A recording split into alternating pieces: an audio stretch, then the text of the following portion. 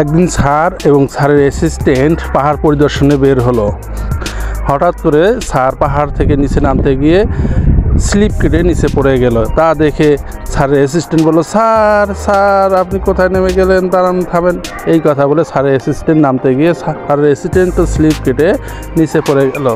স্যারের অ্যাসিস্ট্যান্ট নামতে গিয়ে দেখলো যে স্যার একটি গাছের সঙ্গে আটকিয়ে আছে এবং স্যার ওই গাছটিকে জড়িয়ে ধরিয়ে আছে।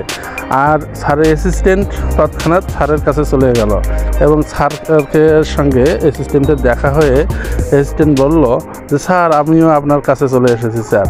তখন স্যার বলল, ওয়াও কি চমৎকার, আমার অ্যাসিস্ট্যান্টটা আমার এখানে চলে এসেছে, থামো আমরা দুজনে একসঙ্গে উঠে আবার আমরা পাহাড়ের নিচে যাওয়ার চেষ্টা করব।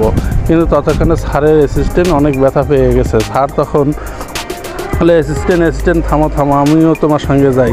এই কথা বলে আবার এই যে স্যার নামতে গিয়ে আবার স্যার নিচে পড়ে গেল। এভাবে আবার স্যার অনেক ব্যথা পেয়ে গেল। এভাবে স্যার এবং স্যারের অ্যাসিস্ট্যান্ট দুজনে নামতে পাহাড় থেকে নামতে গিয়ে অনেক ব্যথা পেয়ে গেল।